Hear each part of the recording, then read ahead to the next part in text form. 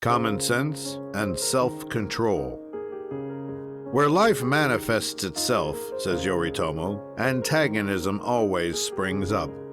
In the eternal struggle between the individual and social soul, each of which in its turn is victorious or vanquished, a truce is declared only if self-control is allied to common sense in order to maintain the equilibrium between individual sentiment natural to each one of us and the ideas of mankind as a whole. All classes of society are subject to this law, and from the proudest prince to the humblest peasant, everyone is obliged to harmonize their social duties with their personal obligations. Those who understand how to imbibe thoroughly the lessons of common sense never ignore the fact that morality is always closely related to self-interest. If each one of us would observe this rule, individual happiness would not be long in creating a harmony from which all men would benefit. One thing we should avoid for the attainment of universal tranquility, and that is the perpetual conflict between individual and social interest.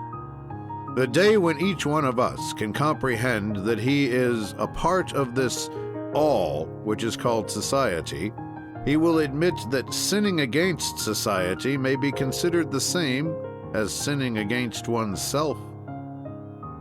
Passing one day before an immense cabin built of bamboo, which stood near a rice plantation, I perceived a man who hid himself from my view, without, however, being able to escape my notice altogether. I went resolutely to him to ask him the explanation of his suspicious movement. After an unsuccessful attempt to escape, he resigned himself to allow me to approach him, and I understood the reason of his apprehension. He was carrying several pieces of bamboo, which he had detached from the house. He wanted, he said, to make a little blaze because the dampness was chilling him. Without replying to him, I led him by the hand to the place where the branches taken away had left a large space, a kind of opening in the side of the house through which a keen wind was rushing. "Look," I said to him, "the blaze that you are going to make will warm you for a few minutes, but during the whole night the cold wind will freeze you and your companions. In order to procure for yourself an agreeable but passing sensation, you are going to inflict upon them continued sufferings of which you cannot escape your share." The man hung his head and said, "I had not thought of this. I was cold, and I allowed myself to be tempted by the anticipated pleasure of warming myself, even if only for a few minutes." And convinced by common sense, he repaired the harm which he had done, first by reason of selfishness, then by thoughtlessness, but above all, by lack of self-control. To dominate oneself to the point of not allowing oneself to become the slave of miserable contingencies which appear as temptations to self-indulgence, and conceal from their pettiness the beauty of the consistent action, this is only given to the chosen few, and can only be understood by those who cultivate common sense. Is this to say that reasoning should be a school for abnegation? Such a thought is far from our minds.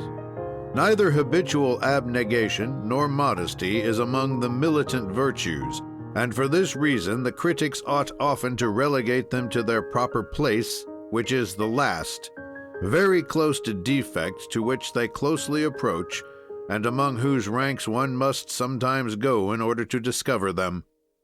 But apart from the question of sterile abnegation, we must foresee that it may be important not to overestimate one's individual interests to the visible detriment of the general interest. This is a fault common to all those who have not been initiated into the practice of self-control by means of reasoning based on solid premises. They are ready to sacrifice very great interests, which do not seem to concern them directly, for some immediate paltry gratification. They act, said the philosopher, like a peasant who should risk his harvest in order to avoid paying the prince the rent which belongs to him. Common sense teaches us that we should call to our assistance self-control in order to repress the tendencies which tempt men to sacrifice the general interest to some personal and vehement desire. Rarely do these people find their advantage in separating themselves from the mass, and the prosperity of the greatest number is always the cradle of individual fortunes. Leaving questions of primary importance to come to the subtleties of detail in which he delights, Yoritomo speaks to us of self-control allied to common sense, extolling to us its good effects in practical questions of our everyday life. "We too often confound," said he, "self-control and liberty. We are tempted to believe that a slave cannot possess it inasmuch as it is the special possession of all those to whom riches give a superior position in the world. How profound is this error! The lowest slave can enjoy this liberty which is worth all others. Self-control, which confers intellectual independence, more precious than the most precious of possessions, whereas the most powerful prince may be altogether ignorant of this blessing. There are dependent souls who, for want of the necessary strength to escape from vassalage to the external impressions, will always drag on, feeble and oppressed by the exactions of a mental servitude from which they cannot free themselves. Others rise proudly, ready to command circumstances which they dominate with all the power of their volition, governed by reason. It is common sense which will guide them in this ascent, by keeping them within the limits assigned to those things pertaining to reason and rectitude of mind. Before everything, it is well not to forget that this faculty invites those who cultivate it to seek always for exact facts. Knowledge in all its aspects is then a perfect educator for those who do not wish to build on the flimsy foundation of approximate truth. In pronouncing the word knowledge, we do not wish to speak of abstract studies which are only accessible to a small number. We wish to express the thought of instruction embracing all things, even the most humble and ordinary. A man from the city was walking in the country one day, not far from a vast swamp. All around it were a few miserable huts, the shelter of some peasants whose business it was to gather the reeds from the borders, weaving them into large baskets to be sold afterward in the neighboring country. Little by little, twilight descended, slowly enveloping all things in a mist of ashy gray, and vapors arose from afar over the stagnant water. The man from the city trembled, believing that he recognized phantoms in this moving vapor. He sought to flee, but unfamiliar with the locality, he ran along the side of the swamp without finding the end of it. Exhausted from fatigue and trembling with fear, he resolved to knock at one of the cabins. He was welcomed by a basket maker, to whom he related his fright, adding that he was unable to understand how this man found the courage to live in a place haunted in such a terrible way. The peasant smiled and explained to the man, whose intellectual culture was, however, infinitely superior to his own, by what phenomenon of evaporation these mirages were produced. He demonstrated to him that these phantoms were only harmless vapors, and the city man admired the knowledge which common sense had taught the ignorant one. And Yoritomo concluded, "This peasant gave there a proof of what self-control, allied to common sense, can do.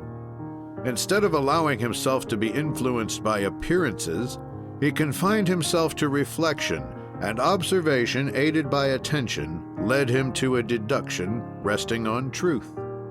The essential factor of control is cool-headedness, which permits of seeing things in their true light and forbids us to gild them or to darken them according to our state of mind at the time."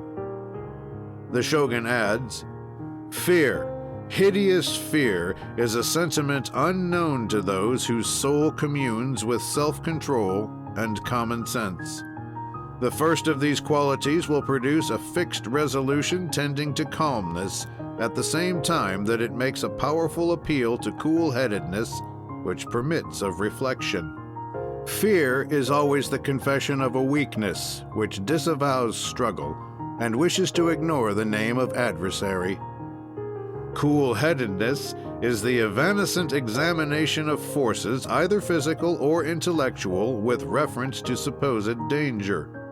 Without self-control, cool-headedness cannot exist, but it only develops completely under the influence of common sense, which dictates to it the reasons for its existence. Cool-headedness, by leaving us our liberty of thought, enlightens us undoubtedly on the nature of danger, at the same time that it suggests to us the way to avoid it, if it really exists. There cannot be a question of fear for those who possess the faculties of which we have just spoken, for it is well known that from the moment when the cause of fear is defined, it ceases to exist. It becomes stupid illusion, or a real enemy.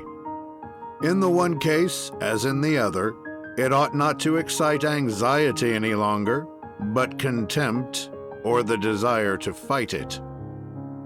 For those whose mind is not yet strong enough to resolve on one or other of these decisions, it will be well to take up again the argument indicated in the preceding pages and say, either the object of my fear really exists, and in this case I must determine its nature exactly in order to use the proper means first to combat it and then to conquer it, or it is only an illusion, and I am going to seek actively for that which produces it, in order never again to fall into the error of which my senses have just been the dupes.